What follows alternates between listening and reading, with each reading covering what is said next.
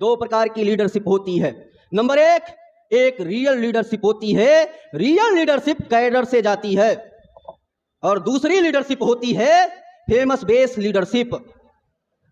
वो फेमस, अपनी प्रसिद्धि चाहता है। बहुत सारे आपके सामने बहुजन समाज के आंदोलन करने वाले लोग हैं और वो टीवी पर ही दिखना चाहते हैं, समाज पर उनका ग्राउंड में कुछ दिखता नहीं है। तो दो प्रकार के बहुजन समाज में लीडरशिप है। ये जो फेमस बेस लीडरशिप है, ये अपने फेमस को प्राप्ति करने के लिए दलाली भी करने को मंजूर कर लेता है समाज के लिए, और अपने आप को फेमस करने के लिए वो दलाली भी करना मजबूर कर लेता अपने आप को, और बाद में इसी समाज को, पढ़ा लिखा समाज को, तैयार बहुजन समाज को बेच देता है। तो हम उस लीडरशिप को फेक लीडरशिप मानते हैं। वैसी लीडरशिप को हम लोग आने वाले समय में बंदोबस्त करेंगे, और वो बंदोबस्त करने वाली जो फैक्ट्री है, ये 7 विंगों से निर्माण करके दी जाएगी समाज में।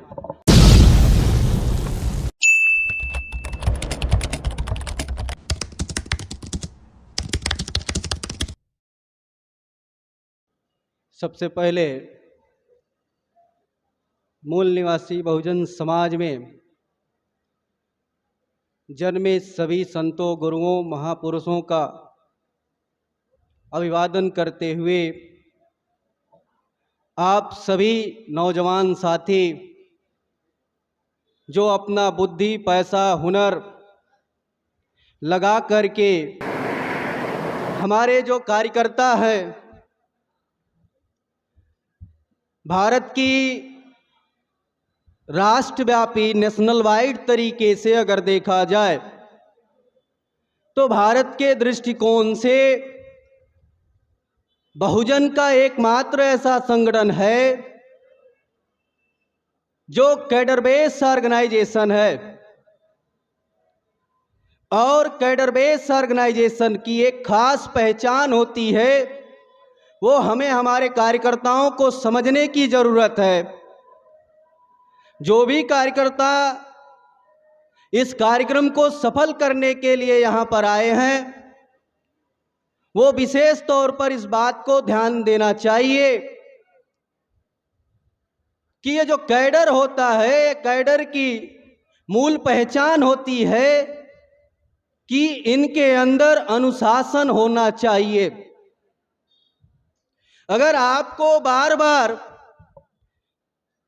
संचालक के द्वारा यह निर्देश दिया जा रहा है कि आपको कार्यक्रम हाल में उपस्थित होकर के बैठने का कार्य करना चाहिए, तो फौरी तौर पर इस काम पर सभी बीवीएफ के जवान को इस काम पर लगना चाहिए और बैठाने का काम करना चाहिए। ये अनुशासन के कड़ी में है, क्योंकि आप अगर इस कार्यक्रम का पोटेंसी देखना चाहते हैं, इस कार्यक्रम की जो पावर है अगर उसको सजोना चाहते हैं, तो आपको अनुशासन में रह करके ही इस कार्यक्रम को सफल किया जा सकता है। ऐसा हम अपेक्षा करते हैं अपने कार्यकर्ताओं से। साथियों, भारतीय विद्यार्थी मोर्चा, भारतीय युवा मोर्चा, भारतीय बेरोजगार मोर्चा, राष्ट्रीय आदिवासी छात्र संघ, इंडियन रिसर्च स्कॉलर एसोसिएशन, भारतीय विद्यार्थी छात्र प्रकोष्ठ, भारतीय विद्यार्थी छात्रावास संघ, राष्ट्रीय मूल निवासी बालक बालिका संघ, ऐसे यूथ ऑर्गेनाइजेशन जिनका अगर उम्र के लिहाजे से देखा जाए तो उम्र के 9 साल से लेकर के इस 7 विंग में 35 साल तक काम करने वाले हमारे कार्यकर्ता हैं। 9 साल की उम्र से लेकर के 35 साल के उम्र तक इस राष्ट्रव्यापी संगठन में काम करने वाले कार्यकर्ता हमारे साथ काम कर रहे हैं। साथियों, आज ये 7वें राष्ट्रीय अधिवेशन में, ये जो 7वां राष्ट्रीय अधिवेशन होने जा रहा है गोरखपुर जनपद में, अब तक इसका मतलब अब तक हम लोगों ने 6 राष्ट्रीय अधिवेशन संपन्न किए। जो अब तक हम लोगों ने 6 राष्ट्रीय अधिवेशन संपन्न किए, ये राष्ट्रीय अधिवेशन 2019 तक हम लोग फिजिकल तौर पर ये राष्ट्रीय अधिवेशन 5वां राष्ट्रीय अधिवेशन फिजिकल तौर पर संपन्न किए थे। मगर 20 और 21 के दौरान जो देश में आपातकाल स्थिति इमरजेंसी लागू की गई बीमारी की वजह से, उस बीमारी के दौरान हम लोगों ने फिजिकल तौर पर ये राष्ट्रीय अधिवेशन नहीं कर पाए थे। मगर उस वक्त भी हम लोग वर्चुअल तरीके से वेबिनार के माध्यम से हम लोगों ने 6ठा राष्ट्रीय अधिवेशन वर्चुअली हम लोगों ने संपन्न किया था। उसके बाद से, कोरोना के बाद से, ये जो 7वां राष्ट्रीय अधिवेशन है, ये पहला राष्ट्रीय अधिवेशन जो कोरोना के बाद फिजिकल तौर पर होने जा रहा है। तो साथियों, ये जो राष्ट्रीय अधिवेशन हम लोग कर रहे हैं, इस राष्ट्रीय अधिवेशन में, इस राष्ट्रीय अधिवेशन की तैयारियां जो हमारा संगठन का नेटवर्क है, उस नेटवर्क के अनुसार 22 राज्यों में इस कार्यक्रम की निरंतर तैयारियां चली। 22 राज्यों में से आज इस कार्यक्रम हाल में आप सभी के सामने 14 राज्यों के डेलीगेट्स, प्रतिनिधि इस प्रोग्राम में, इस राष्ट्रीय अधिवेशन में पार्टिसिपेट करने जा रहे हैं। ये बहुत बड़ी बहुजन समाज में जो यूथ ऑर्गेनाइजेशन है, बहुत सारे यूथ ऑर्गेनाइजेशन है बहुजन समाज में, मगर वो यूथ ऑर्गेनाइजेशन के अंदर सबसे बड़ी लैकुना है कि कैडर बेस दिखाई नहीं देता। मगर यह जो ऑर्गेनाइजेशन 11 अप्रैल 2011 को बनाया गया, भारतीय विद्यार्थी मोर्चा, इसकी थीम लाइन हम लोगों ने तैयार किया कि हम विद्यार्थियों को जो तैयार करेंगे, हम अपने विद्यार्थियों के अंदर जो इस आंदोलन के प्रति, जो वर्तमान में इस देश में सामाजिक आंदोलन चलाए जा रहे हैं, उस सामाजिक आंदोलन में बहुजन समाज के SC, ST, OBC और माइनॉरिटी के छात्र, नौजवान, बेरोजगारों की क्या भूमिका होनी चाहिए, इस भूमिका को ध्यान में रख करके ये ऑर्गेनाइजेशन डेवलप किया गया। नंबर 2, इस ऑर्गेनाइजेशन का डेवलप करने का हमारा उद्देश्य था कि बहुजन समाज में सबसे बड़ी लैकुना जो हमारे समाज में है, रियल लीडरशिप नहीं है। यह लैकुना जो हमारे समाज में है, डॉक्टर बाबा साहब अम्बेडकर 6 दिसंबर 1956 का परिनिर्वाण होने के पश्चात मान्यवर काशीराम साहब जब इस आंदोलन को टेकअप करते हैं, तो उसके बीच की जो गैपिंग है वो कम से कम 25 साल की गैपिंग मिलेंगी, वो आंदोलन के दृष्टिकोण से देखा जाए। फिर इसके बाद जो मान्यवर साहब ने इस आंदोलन को टेकअप करके बामसेब के माध्यम से बहुजन समाज को तैयार करने का काम किया। इसके बाद पॉलिटिकल बहुत सारे उतार चढ़ाव हम लोगों ने सामने देखे और उसका रिजल्ट भी हम लोगों के सामने आया। मगर जो इस देश में 2 आंदोलन चले काशीराम साहब के बाद, एक तो पॉलिटिकल तरीके से चलाया गया, दूसरा सोशल वे में चलाया गया। तो जो सोशल वे में चलाया गया संगठन की जिम्मेदारी थी, वो इस आंदोलन को लीड करने का काम अब तक जो मान्यवर काशीराम साहब ने ही अपने कर कमलों से स्थापित किया था, बामसेफ कर्मचारियों का संगठन, वही संगठन के द्वारा इस देश में बहुजनों की सामाजिक आंदोलन निरंतर चलाया जा रहा। मगर एक बात हम लोगों ने सीखा अपने पुरखों के आंदोलन से, ये बात हमने सीखा कि पुरखों के आंदोलन में जो गैपिंग है, जैसे हमने आपको उदाहरण में बताया कि बाबा साहब अम्बेडकर के बाद से जो गैपिंग था, उसकी वजह थी कि जो ये लीडरशिप समाज में होनी चाहिए थी, रियल लीडरशिप, वो रियल लीडरशिप उनके जाने के बाद समाज में अभावग्रस्त रहा, नहीं के बराबर रहा। फिर काशीराम साहब के दौरान भी ये सारे सिनेरियो देखने को मिलते हैं कि जिस आंदोलन को हम नेक्स्ट जनरेशन में जब तक कन्वर्ट नहीं करेंगे, तब तक ये जनरेशन, ये आंदोलन भविष्य में गैपिंग फिर हो सकती है।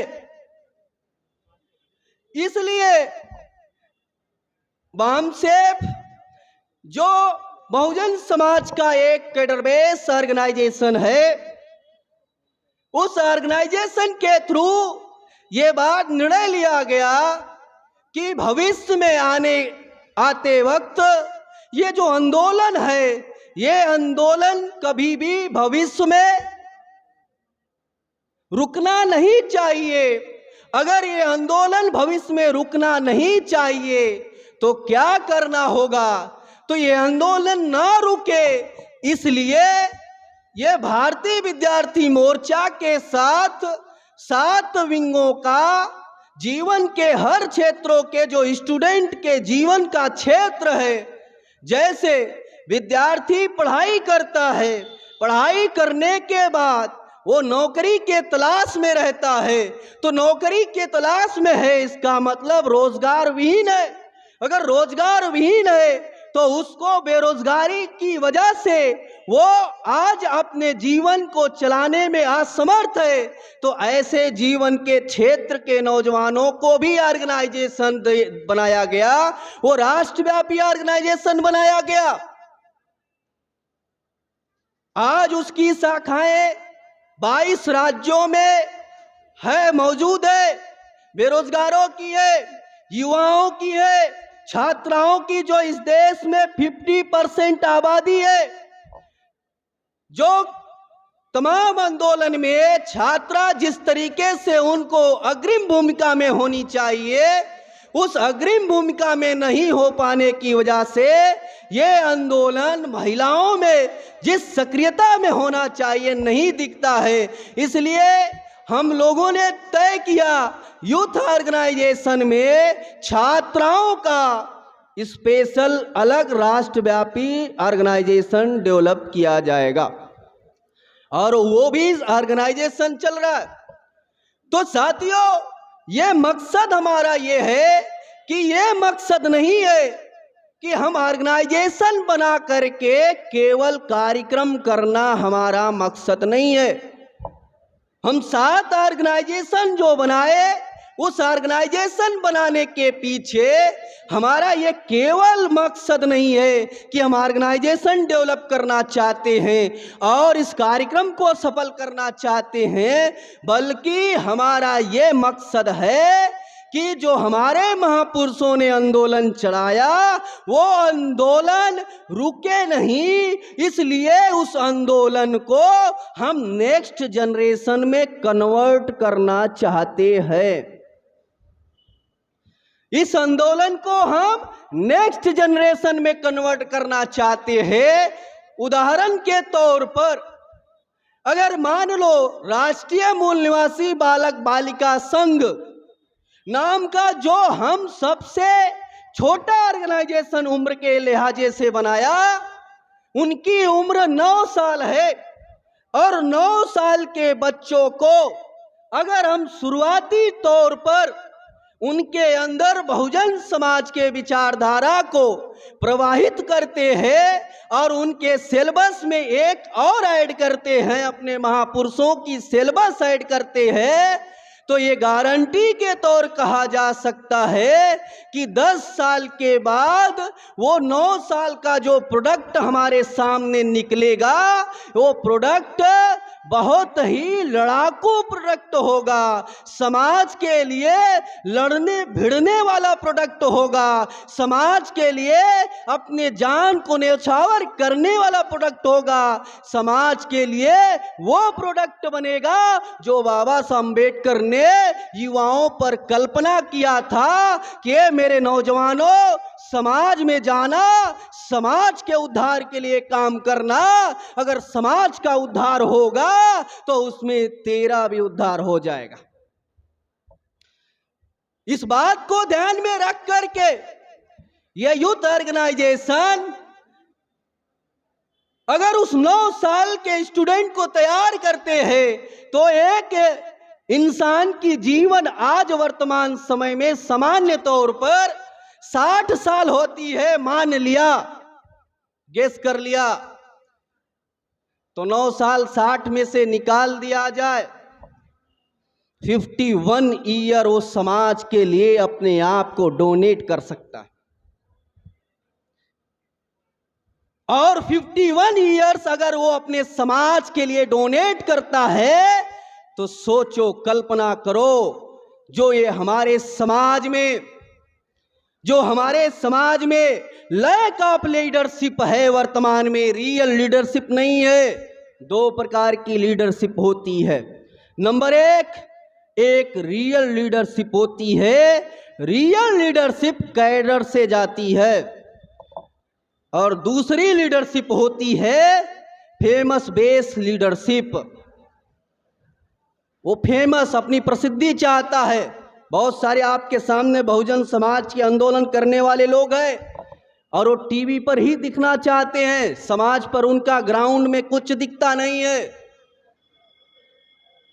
तो 2 प्रकार के बहुजन समाज में लीडरशिप है। ये जो फेमस बेस लीडरशिप है, ये अपने फेमस को प्राप्ति करने के लिए दलाली भी करने को मंजूर कर लेता है समाज के लिए, और अपने आप को फेमस करने के लिए वो दलाली भी करना मजबूर कर लेता अपने आप को, और बाद में इसी समाज को, पढ़ा लिखा समाज को, तैयार बहुजन समाज को बेच देता है। तो हम उस लीडरशिप को फेक लीडरशिप मानते हैं। वैसी लीडरशिप को हम लोग आने वाले समय में बंदोबस्त करेंगे, और वो बंदोबस्त करने वाली जो फैक्ट्री है, ये 7 विंगों से निर्माण करके दी जाएगी समाज में। इसलिए ये विंग बनाया गया। तो साथियों, ये जो अभी तक हमने भूमिका रखी, भविष्य में हम लोग इसके संदर्भ में आने वाले, हम हर साल राष्ट्रीय अधिवेशन करते हैं, राज्य अधिवेशन करते हैं, तो भविष्य में आने वाले अगली साल राष्ट्रीय अधिवेशन में हम लोग एक बात का संकल्प लेकर के यहाँ से जाएंगे। किस बात का संकल्प लेंगे, वो बात आप लोगों को हम बता रहे हैं, उसको आप ध्यानपूर्वक सुन लें। साथियों, अभी ये संगठन 22 राज्यों में के 310 जिलाओं में ये संगठन का नेटवर्क है, संयोजक है, संयोजक मंडल है, जिलाध्यक्ष है, जीएल कमेटियां हैं। 310 जिलाओं में हमारी कमेटियां हैं। मगर आज से हम लोग इस बात का संकल्प लेते हैं, अपने कार्यकर्ता इस बात का संकल्प लेना चाहिए कि आने वाले अगली साल 2024 का जब राष्ट्रीय अधिवेशन होगा, तो जो ये 310 जिलाओं में हमने अपना नेटवर्क फैलाया रखा है, अभी आने वाले 1 साल के अंदर इस देश में 712 जिला है, तो 712 जिलों में से 650 जिलों को हम 1 साल के अंदर कवर करेंगे। इस बात का संकल्प लेना होगा। यहां से जाने के बाद आप सभी लोगों को इस बात का संकल्प लेके के जाना है कि अभी ये जो 310 जिलों में हमारा संगठन की जाल है, ये संगठन की जाल अगले साल तक इसी 310 को बढ़ा करके 650 जिलाओं में कवर करना है। जो 22 राज्यों में हमारा संगठन अभी है, इस 22 राज्यों को बढ़ा करके हमें 28 राज्यों में इस नेटवर्क को बढ़ाना है। इसके लिए हम लोगों को ईमानदारी से काम पर लगना होगा। क्यों लगना चाहिए? क्योंकि साथियों, आपको एक बात बताते हैं, अभी बहुजन समाज का जो ये आंदोलन है, जो वैचारिक तौर पर चलाया जा रहा है, ये आंदोलन है, अभी हम दुश्मनों को वैचारिक आधार पर परास्त करने में कामयाबी हासिल कर चुके हैं। ये उपलब्धि हमारी है। वो कैसे है? आज 2018 से पहले दुश्मन क्रिया करता था, तो उस दुश्मन के क्रिया पर हम संगठन के लोग प्रतिक्रिया करने को मजबूर होते थे। मगर खुशी की ये बात हो गई, अब 18 के बाद से बहुत बड़ा परिवर्तन संगठन में हुआ कि आज हम क्रिया करते हैं, दुश्मन को प्रतिक्रिया करना पड़ता है। ये एग्जाम्पल है। हम कितने साल से ये व्यवस्था के बारे में समाज को बता रहे हैं। इस देश में वर्ण व्यवस्था है, वर्ण व्यवस्था के अनुसार हमें शूद्र बना के रखा गया और शूद्रों को अधिकार वंचित बना करके रखा गया। यही बात आरएसएस का मोहन भागवत कबूल करना पड़ा कि हमारे पुरखों ने ही जाति व्यवस्था बनाई और हमारे ही पुरखों को अगर ये जाति व्यवस्था बनाई तो माफी मांग लेना, कोई हर्ज नहीं है। मैं माफी मांगने के लिए, तेरे को जवाब देने के लिए नहीं ये काम कर रहा हूं। ये माफी मांगने के लिए नहीं है। ये हमारे समाज को गुलाम बना करके रखा गया। हमारे पुरखों का जो सपना है, ये सपना था कि हम बहुजन समाज के लोग हैं, हम बाबा साहब अम्बेडकर के औलाद है। उन्होंने कहा था, लिख लो अपनी दीवारों पर तुम शासन करती जमात हो। तो हम आने वाले समय में इस देश के शासन करती जमात की लाइन में खड़ा होना चाहते हैं। यहां जाकर के रुकेंगे, ये इतने पे नहीं रुकने वाले हैं। तो इसलिए साथियों, ऐसे तमाम उदाहरण है जिसका हम अगर वर्णन करें तो लंबा जाएगा। बहुत सारे उदाहरण है कि दुश्मन को प्रतिक्रिया आपके एक्शन पर करना पड़ रहा है। इसका यह मतलब हुआ कि वैचारिक आधार पर हम उनको विचार के आधार पर, विचार के आधार पर वो इस बात को कबूल करने को तैयार हो गए। मगर अभी समाज में संगठन शक्ति की जरूरत है, जिसे दूसरी शक्ति की जरूरत होती है, दूसरी परिवर्तन का कारण होता है। एक तो विचारधारा पहले समाज में जाती है, दूसरा संगठन शक्ति जाती है। अगर संगठन शक्ति हम लोग मजबूत करते हैं तो ये भी इसके आधार पर, जिस मकसद के लिए हम अपने नौजवान को जिंदगी जवानी लगा रहे हैं, आने वाले 10 साल के अंदर अगर ये नौजवान, इतनी बड़ी तादाद में ये जो नौजवान यहाँ पर उपस्थित हुए हैं, अगर ये नौजवान अपने आप को संकल्प कर ले कि अपने महापुरुषों के दिए हुए आंदोलन को हमें किसी भी कीमत पर बचाना होगा और अपने अंदर रियल लीडरशिप पैदा करना होगा, अगर ये बात अपने अंदर संकल्प कर लो तो आने वाले 10 साल के अंदर आपको इस बात की गारंटी होगी कि आप ही इस देश के शासक वर्ग में तब्दील हो जाओगे। उदाहरण भी है। ये मैं जब बात कहता हूं तो हमारे नौजवान को समझ में आता है ये तो फाउल हो सकता है, मैं मोदी जी की तरह ये भी फेक हो सकता है, मगर उदाहरण है। असम का एक चीफ मिनिस्टर थे प्रफुल्ल कुमार मोहंता। प्रफुल्ल कुमार मोहंता वो स्टूडेंट ऑर्गेनाइजेशन उन्होंने चलाया और उस स्टूडेंट ऑर्गेनाइजेशन चलाते चलाते मुख्यमंत्री बन गया। और उसमें खास बात रही, उस खास बात में रही ज्यादातर मंत्रालय नवयुवकों ने संभाला, युवाओं ने संभाला। तो ये सारा सिनेरियो आपके सामने है।